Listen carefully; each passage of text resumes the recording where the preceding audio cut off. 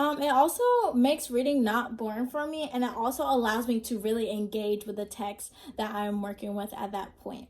Another tip of actively reading is recognizing new vocabulary words.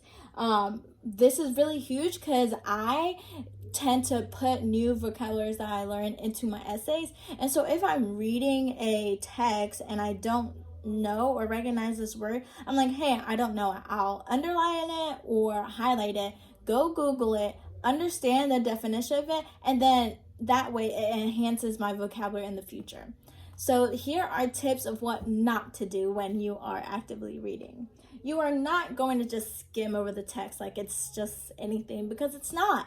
The author has purpose for what he or she has written, and they want their audience to read it and understand it. Active reading is not paying attention. So if you're not paying attention, you're just like, whatever, you're not going to really understand the text, and it's not really going to give you an insight of what really is going on. Also, when you're trying to active read, do not be in a place that's too noisy or loud, or don't read in your bed. That's definitely not a good way to active read, because it's really going to put you in a place of comfort, and you're not going to want to make yourself make those notes to do annotations and stuff like that. So in our textbook, there is active reading. So I just wanted to share it with you guys. And here it is. So it's on page 56 through 60. I'm not going to read everything, but here are a few notes on it. So the 4 things that they listed out for active reading is previewing a text, annotating a text, conversing with the text, and asking so what questions. I'm going to start with the definition that the book gives us. So, reading actively.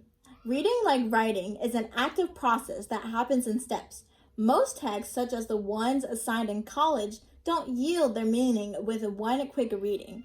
So especially if you're in college or in a higher level of schooling, or if you're even at a work, when you're reading, you have to actively read in order to comprehend and grasp what you're supposed to be understanding.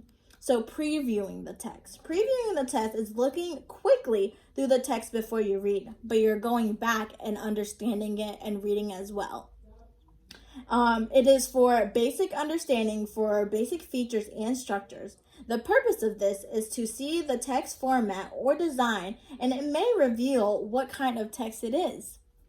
The second thing they said was annotating a text, like I already talked before. Annotating, it says it helps you record your response to a text.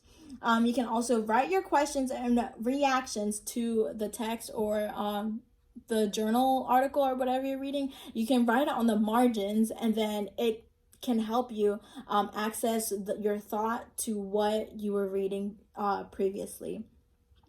You might circle or underline the author's main points, or place a question mark or asterisk by certain things that you have a question of. The next thing kind of caught me off guard. They talk about conversing with the text. How am I supposed to speak with the text? That was my first thought. But this is not conversing as in actually having a conversation with the text. But here, this is what they say. Conversing with the text. Responding to a text and its author's help. You move beyond your initial notes to draw conclusions about what you've read. So when you're conversing with a text, this shows a lot of dialogue between what you're reading. So basically, it's talking about how you can read, and after you annotate, you look beyond your annotations. You see, what does this mean? How is this answered in my in the text that the author wrote, and how can I further comprehend that for my knowledge? And then the last thing they said was asking so what questions. And I love this one because it says, when you start asking yourself so what questions, it may go a little like this.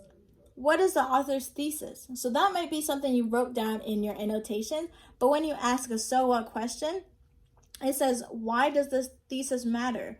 So what? So you're seeing how it can build up from there. If you're asking maybe why did the author use this type of symbolism, you're like, you can think to yourself, he used this symbolism, but so what? So answer that question for yourself, and it helps you better active read. Thank you so much for your time, and I hope everyone enjoys the rest of this quarantine time. And when you're reading, don't forget to active read. Thank you.